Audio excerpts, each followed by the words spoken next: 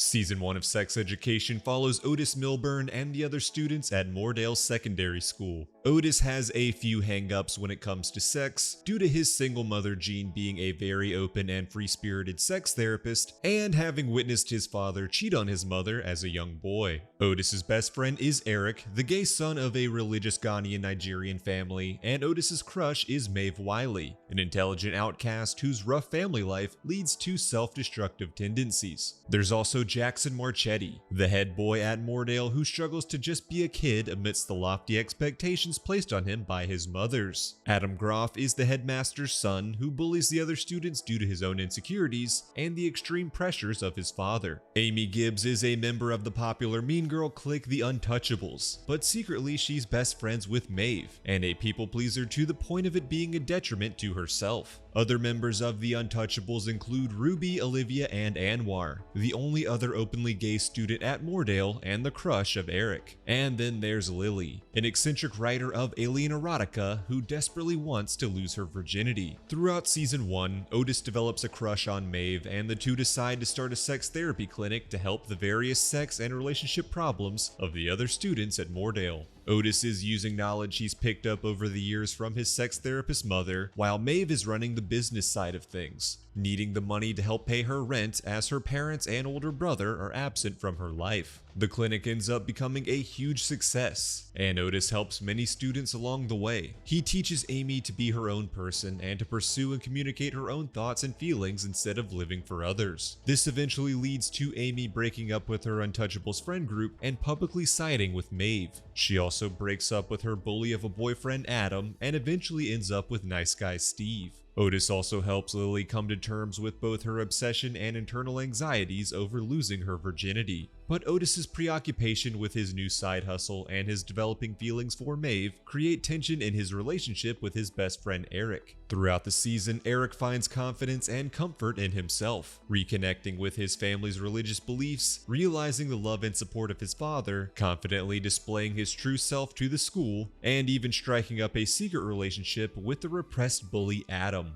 That relationship is short-lived as the perpetual screw-up Adam is shipped off to military school by his father. Jackson strikes up a relationship with Maeve, thanks in large part due to some unwitting advice from Otis, and it's a huge breakthrough for Jackson in simply allowing himself to be a teenager. Instead of living his life revolved around swim meets and practices, he can party and experience young love. Unfortunately, try as she might, Maeve doesn't reciprocate those feelings, and by the end of the season, her and Jackson break up. Maeve spends the season trying to better herself and refocus on her academics. Her writing skills could earn her university scholarships, and an essay she wrote for Adam even ends up winning an award. But those newfound successes are threatened when her troublemaking brother returns home. After he's caught selling drugs at the school dance, Headmaster Groff believes that Maeve and Otis's clinic is actually a drug ring and moves to have Maeve expelled. Otis, meanwhile, is finally reckoning with his relationship with his mother. After discovering that she's begun work on her next book, focused on his sexual frustrations, Otis confronts his mother and the two seem to genuinely reconcile. As the season comes to a close, Maeve, fresh off her breakup with Jackson, finally realizes her true romantic feelings for Otis and goes to tell him.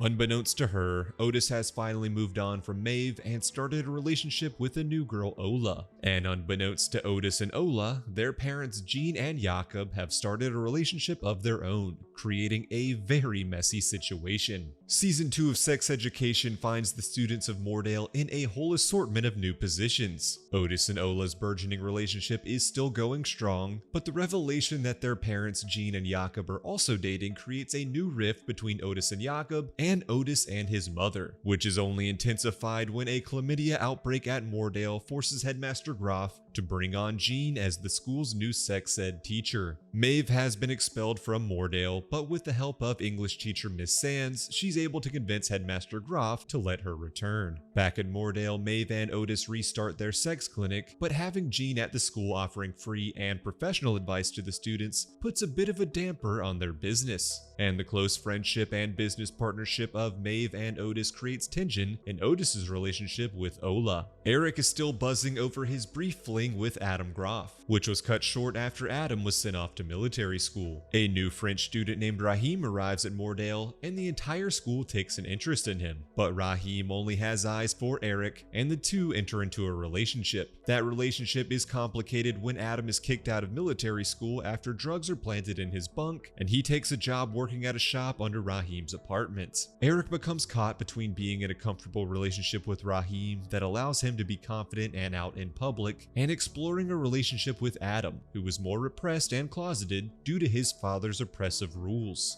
Aimee has fully removed herself from the Untouchables clique and is now trying to discover herself and what her own aspirations are. Unfortunately, after being sexually assaulted on her bus to school, Aimee spends the season grappling with the trauma. Eventually, she finds a support system in the other girls at Moordale and is finally able to overcome her fear of riding the bus. Jackson Marchetti is still heartbroken over his breakup with Maeve and still anxious about being the swim star his mothers pressure him to be. He ends up breaking his hand and frames it as an accident to use as an excuse to get a break from swimming. In turn, he's now faced with an uncertain future of what his life looks like without swimming in it. Forced to put in more effort in his academics, he starts being tutored by fellow student Viv. He helps Viv with relationship advice on how to get her crush Dex to notice her, while she helps Jackson pursue a new interest in acting, landing the lead role of Romeo in a school play. Eventually, Viv discovers the secret of how Jackson broke his hand, and concerned for his well-being tells Jackson's mothers. Although Jackson is at first angry at Viv for this decision, he starts going to therapy and finally confesses his true feelings to his mothers about the extreme pressure he feels they place on him when it comes to swimming, leading to Jackson reconciling with his mothers and Viv. Otis's father Remy then returns home to spend more time with him. This excites Otis, but causes friction in Jean and Jakob's relationship. Jean isn't used to being in a committed and healthy relationship like she's in with Jakob, and begins to feel smothered by Jakob's intimacy. This eventually leads to Jean kissing Remy and ending her relationship with Jakob. Jean quickly realizes her mistake and her true love for Jakob, but he doesn't believe she's at a place to give him the intimacy he needs from a relationship. To complicate things further, Jean discovers that she's pregnant. And that's not the only discovery Jean will make, as she finally finds out about her son's secret sex clinic being run at Moordale, something she rightfully deems as being completely unethical. And although Otis is at first excited to have his father back in his life, he soon discovers that Remy has only returned home because his new wife kicked him out for his incessant cheating. Ola begins to suspect that there's more going on between Otis and Maeve than just their friendship and sex clinic business, and asks Otis to cut Maeve from his life, which he does. Although Ola herself begins to realize that she's pansexual and has feelings for her friend Lily. Ola and Otis break up, and at a party, a drunken Otis manages to insult both Ola and Maeve. Otis then has a secret fling with Untouchables member Ruby, while Ola and Lily begin a relationship, and Ola forms a friendship with her new co-worker Adam. Maeve's mother Erin returns home with Maeve's younger sister Elsie with the promise of making amends with Maeve, getting clean, and getting a real job that can move them all out of the trailer park. At first hesitant of her mother, Maeve begins to trust that their relationship can be saved. Meanwhile, in addition to restarting the sex clinic with Otis, whom she secretly loves, Maeve also joins Moordale's trivia team, the Quiz Heads, alongside Steve, Viv, and Dex. Throughout the season, Maeve learns to trust in her teammates and eventually helps them win the national championship. That win is dampened when Maeve's new paraplegic neighbor Isaac discovers that Erin is using drugs again. Maeve makes the difficult decision to call social services on her mother, causing Erin and Elsie to be taken away by the authorities.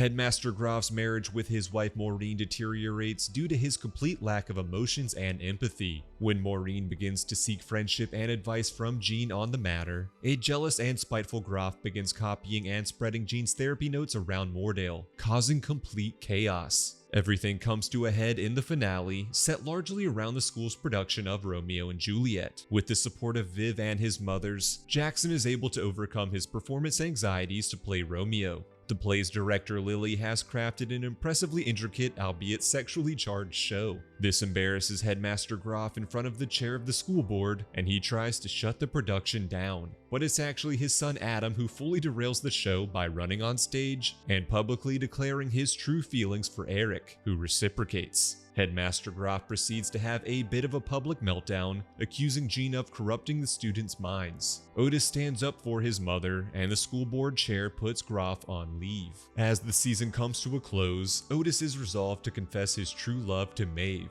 When he goes to tell her, he instead finds Isaac. Otis asks Isaac to make sure that Maeve checks her voicemail messages and leaves. Isaac listens to the message Otis left for Maeve, detailing his love for her, and deletes it before Maeve can hear it. In Season 3 of Sex Education, Moordale's new headmistress, Hope Haddon, attempts to completely overhaul the school by implementing new oppressive policies that prohibit anything remotely sexual. Hope removes Jackson as head student, replacing him with his friend Viv, and entrusts her to enforce Moordale's new policies, which now include school uniforms. This frustrates a new non-binary student named Cal, who doesn't want to conform to a traditional gendered outfit. Jackson befriends Cal and joins them in rebelling against Moordale's new policies, creating tension in Jackson's friendship with Viv. As Jackson and Cal grow closer, they begin to develop romantic feelings for each other, but Jackson can't help but see Cal as female, and Cal encourages him to evaluate his own sexuality before pursuing a romantic relationship, leading to the two deciding to remain just friends. With Hope Haddon's new policies in place, Otis and Maeve's sex clinic is officially over. Otis remains confused and hurt over Maeve never acknowledging the declaration of love he had left on her voicemail, unaware that Isaac had deleted the message. Isaac grows closer to Maeve and the two share a kiss, while the paraplegic Isaac must also grapple with how his disability affects his sex life. Eventually, Isaac feels guilt and shame over deleting Otis's message and confesses his betrayal to Maeve. Maeve ends their burgeoning relationship but accepts Isaac's apology, and the two remain friends. Isaac also encourages Maeve to try to reconcile with her mother Erin, who is distraught over her young daughter Elsie being placed in foster care. When Erin tries to kidnap Elsie, Maeve stops her and the two finally reconcile. Meanwhile, Maeve is encouraged by her teacher Miss Sands to apply for a study abroad program in America. Although she is accepted, Maeve is unable to attend, as she can't afford the program's lofty fees. With his relationship with Maeve over before it truly began, Otis pursues a relationship with the untouchable Ruby. For the first time in her life, Ruby lets her guard down and shares her true life and feelings with another person, revealing to Otis that she takes care of her bedridden father. When Ruby confesses her love to Otis, he can't say it back, as he is still in love with Maeve. Heartbroken, Ruby breaks up with Otis. Aimee begins professional therapy with Jean, who helps her further cope with her trauma from the assault on the bus. Despite Steve being a doting and loving boyfriend, Jean's therapy and some advice from Maeve leads Aimee to breaking up with Steve to take some time for herself. Meanwhile, Eric and Adam begin publicly dating, although Adam still has many hang-ups about his sexuality and is too nervous to tell his mother about having a boyfriend. Adam seeks out Raheem's help in being more accepting of his sexuality, and the two develop a friendship as Raheem helps Adam write a love poem for Eric. Eric meanwhile struggles with being in love with someone who is too afraid of fully sharing that love publicly. While on a trip to Nigeria with his family, Eric kisses another man. When he confesses this act to Adam, Adam forgives him, but Eric still ends their relationship, needing more from a romantic partner. Although Adam is devastated, he has made a lot of progress in discovering his own wants and desires. He finally reveals to his mother that Eric was in fact his boyfriend, which Mrs. Groff happily accepts. Adam even discovers a passion for dog training, receiving accolades for his dog Madam in a dog competition.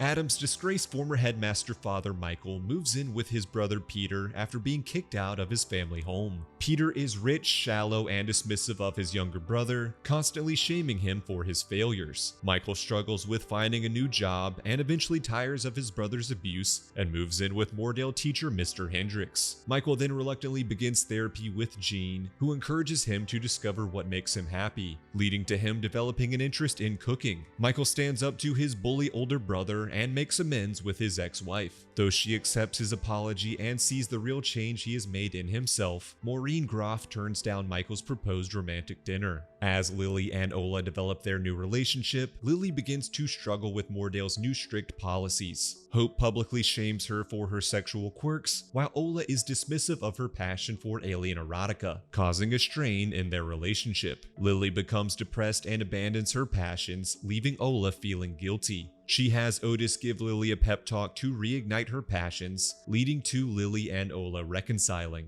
Jakob and Jean agree to co-parent their soon-to-be-born child, while exploring the potential of rekindling their romantic relationship. They enter couples therapy, though Jakob is dismissive of therapy's usefulness, which frustrates and disappoints sex therapist Jean. Jakob eventually demands a paternity test, believing the baby's father could be any number of men Jean had slept with while they had broken up. As Jakob finally opens up to his therapist about his late wife's death, Jean goes into labor. After giving birth to a daughter, Joy, she experiences a hemorrhage that nearly kills her. The near-death experience brings Jean and Jakob back together, but when Jean is finally given the results of the paternity test, the truth shocks her. As headmistress Hope Haddon deals with immense pressure from the school board to continue turning Moordale around, she implements harsher and harsher policies. Eventually, head student Viv realizes that her important role at the school isn't worth perpetuating the oppression of her friends, and joins them in their rebellion against Hope. At an open day event in front of the media and the school board, Hope locks Cal in a classroom to prevent them from causing any disruptions. But it's Viv who steps up to play a video in which the Moordale students proudly own up their title of sex school. The embarrassing public display results in Hope being fired as Moordale's headmistress. Despite Hope's oppressive rule, Otis comforts her and offers support after discovering that she is struggling with her inability to conceive a child. Jean overhears Otis and Hope's conversation and is proud of her son's act of kindness. As the season comes to a close, Otis and Maeve finally pursue their romantic feelings for each other, declaring their mutual love. But when a remorseful Aaron gives Maeve the money necessary to attend the study abroad program in America, the two are forced to separate once again. Sharing an emotional and supportive farewell, Maeve leaves for America, unsure of when she and Otis would ever see each other again.